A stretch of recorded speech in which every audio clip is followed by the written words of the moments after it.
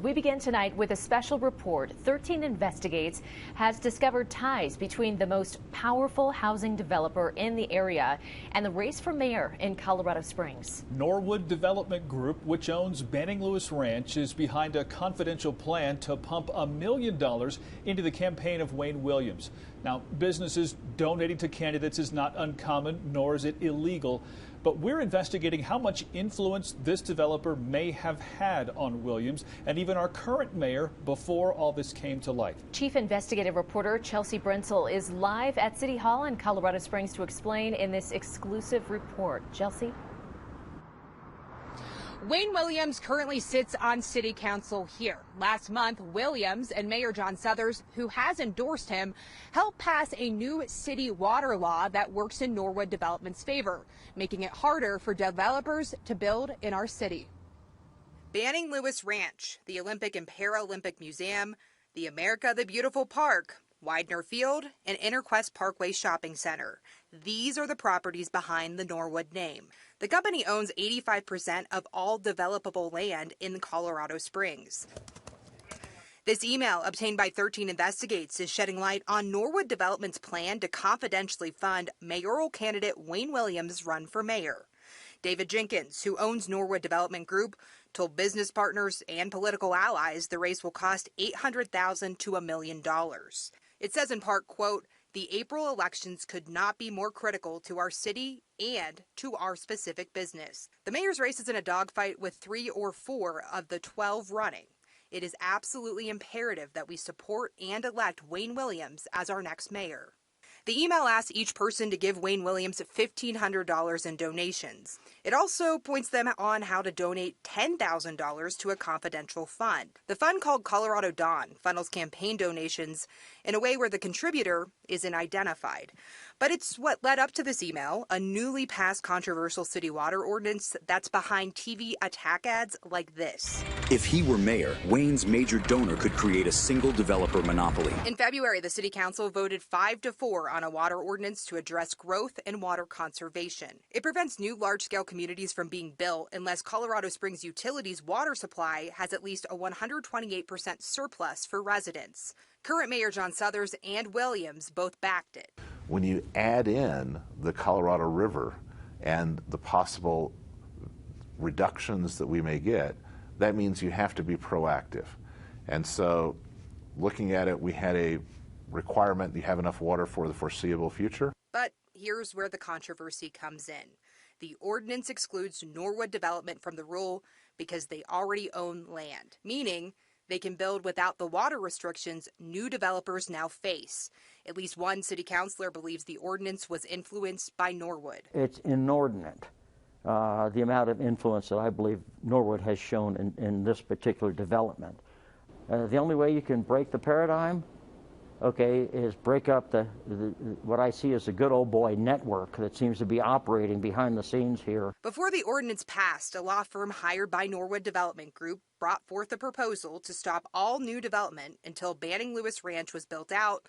The firm was pushing to get the issue on the ballot for voters to decide. I had a very adverse reaction to that because it will take us 40, 50 years to build out Banning Lewis Ranch, and the city's constantly acquiring more water. Wayne Williams is also the Colorado Springs Utilities Board president.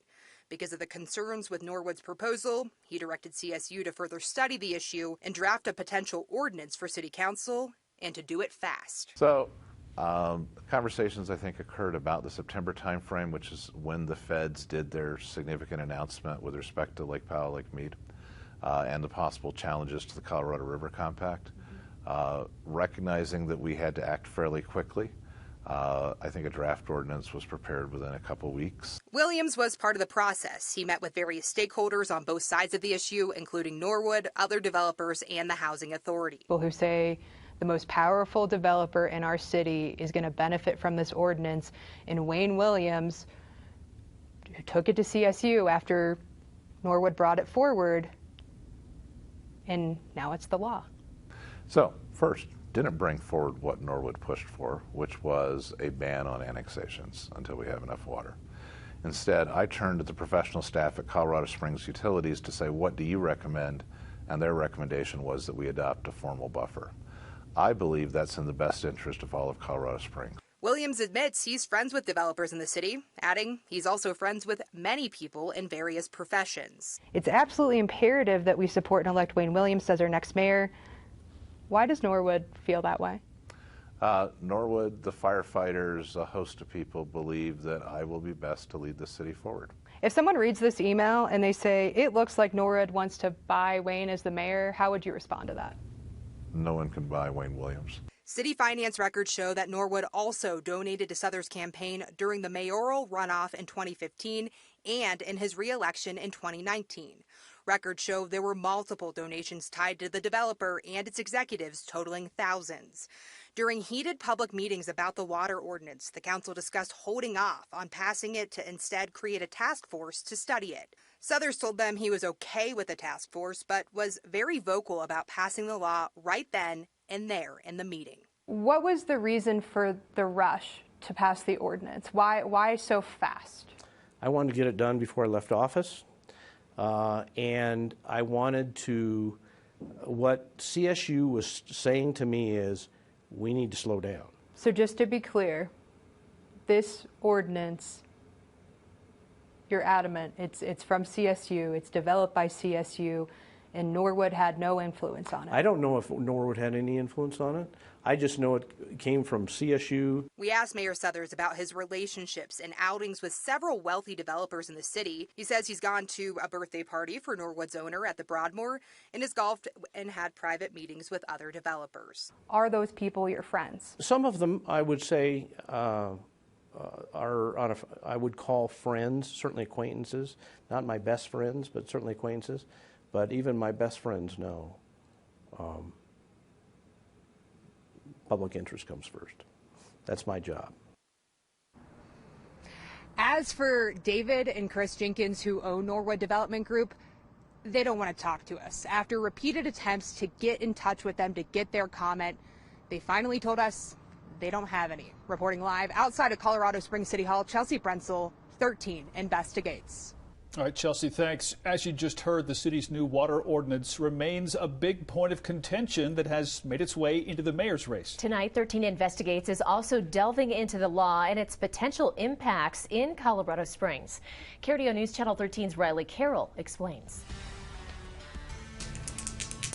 The iconic board game, Monopoly.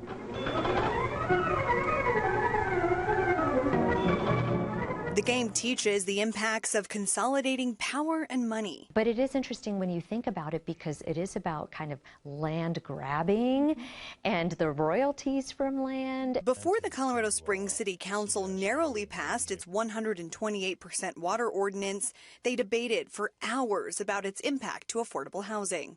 I'm concerned about forming or creating an ordinance which drives up the cost of housing in Colorado Springs, creating a monopoly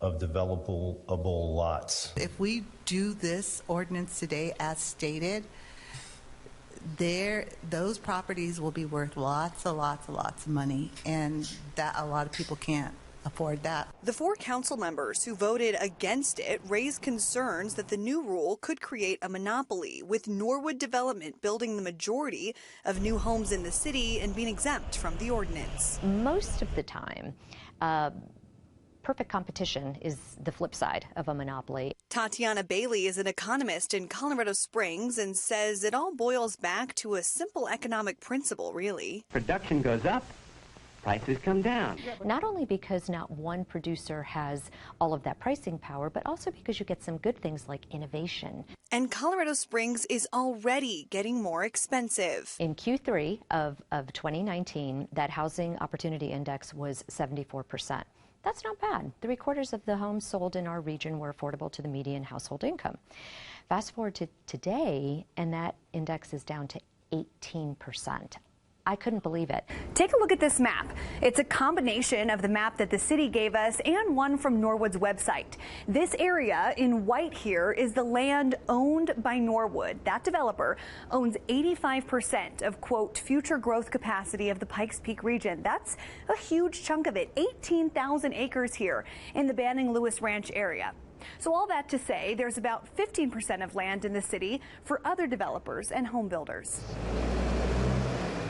Economists say that 15% of land available would likely cost more to build homes on because the builder wouldn't be buying materials in bulk. Very, very different than building, 4 homes here, 1 home there. It's much more expensive, basically, for the builder. So what do? They pass that on to the consumer. So what does that do to housing affordability? Jacks up the price even more. The housing index data shows fewer than 1 in 5 people can afford a home at the median income in Colorado Springs. But at a certain point, people just give up and they start leaving. And that's, obviously it's not sustainable. So I worry about that and, the monopolistic effects of that. Tax base of those property, each home. Randy Case is the chair of the Pikes Peak Association of Realtors. He says it isn't in Norwood's best interest to raise their prices. I don't believe generally that they would think to hurt themselves by raising price that's so high that they can't sell something. Putting pricing aside, Case says where there is no water, there is no housing, period. You've got to have water to have houses. If there's a crunch in water, so to speak, or a reduction of the capacity of water, then it's going to affect us all. Colorado Springs Utilities says the ordinance is necessary to plan properly for potential curtailments with the water crisis impacting the West. 70% of the city's water comes from the Colorado River, which is facing a 22-year drought. It's the dire situation at the river that utilities say is behind this 128% rule. It gives us a definition of the surplus number that has been in city code for years that is really helpful to my team as we're looking at the future of our water supply, especially in light of the drought on the Colorado River. Despite severe drought conditions over the past few decades, Colorado Springs' population has grown more than utility leaders expected. Even with doubling the population, our city water usage has remained the same since the mid-'80s. Bailey says the sweet spot would be water conservation and market competition. If you put those two things together and you have the incentive, the profit incentive through perfect competition, and you have really good regulation, that's the best of both worlds. That's where you really start to move the needle. It's a vicious circle. It's economic. Ultimately, tackling housing affordability and water conservation is all about the long game. Reporting in Colorado Springs, Riley Carroll, KRDO News Channel 13.